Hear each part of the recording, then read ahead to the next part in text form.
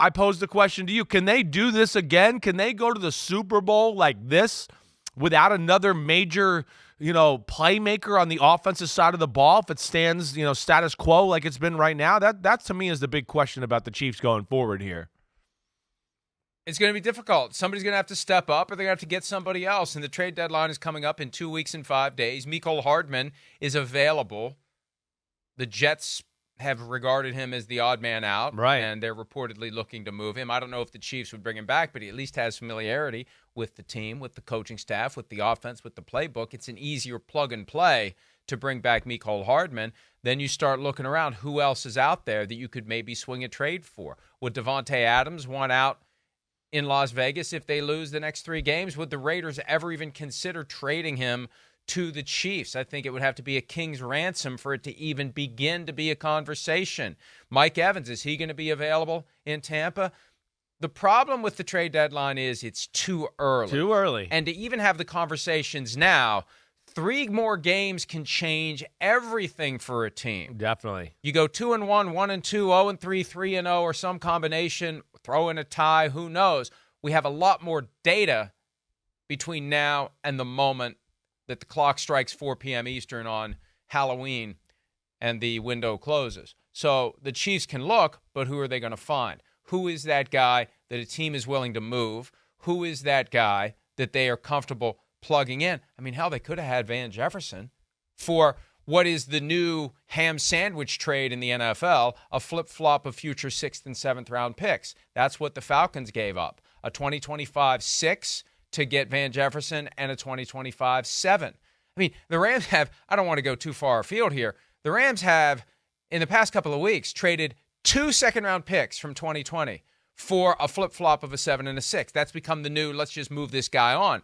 Well, the Chiefs could have gotten in on that conversation if they wanted Van Jefferson. There may be other guys out there that we're thinking of, we're not thinking of, who knows. But I think Brett Veach should be very active, Chris. I agree. To your point. Yes. Looking for someone who could come in that they're confident could help between now and playoff time. That's right. We know they're going to get to the playoffs. Yes. They're likely going to win the division. Right. Who can they get up to speed by January to make a difference? Yeah, that's the big thing. Like, I just don't know, the way I look at it right now, and they're the Chiefs, and they're amazing, but, man, life's going to be hard if, with some of these top teams in the AFC, if you think you're just going to go on 10 and 12 play drives for 75 yards, late in December into the playoffs and go to the Super Bowl that way.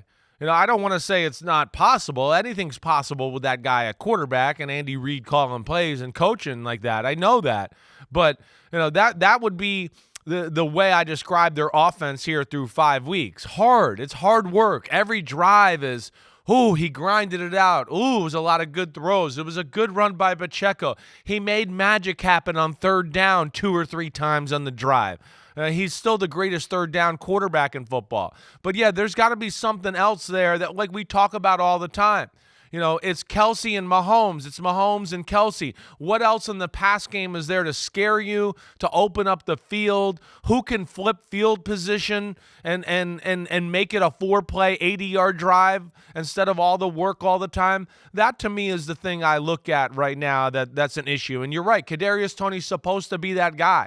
And maybe if they feel like he's turning a corner and getting close to that, maybe they'll stand pat and stay with what they got. But I wouldn't trust that. 1, he gets injured a lot. 2, we've seen him not be really consistent at all throughout his career. So that's where I look at the Chiefs and worry about it. And you're right. I don't know where they look for it.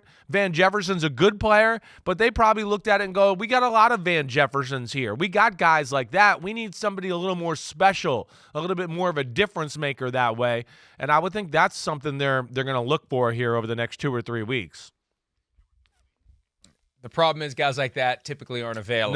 No. And what's that team, right? What's that team that's going to be on a fire sale? Like right now, the only team we look at right now that I feel like is in fire sale mode, maybe, and has the most potential, is the team they're playing tonight, right? I think that's the thing. A lot of people in football here, that the Broncos could be that team that they lose tonight, they lose next week. They might go, hey, fire sale, we got to flip over the roster. Sean wants some guys in here that fit him. And then that, maybe that's what happens. But they're the number one team I look at right now to go, wait, maybe you could get a receiver from that team. Well, and the Chiefs have 120 minutes minimum of an opportunity to see the Broncos roster before the trade deadline, because it goes Broncos at home, Chargers at home week 7 after the mini bye, and then week 8, 2 days before the trade deadline, the Chiefs go to Denver. So they have 2 games against the Broncos.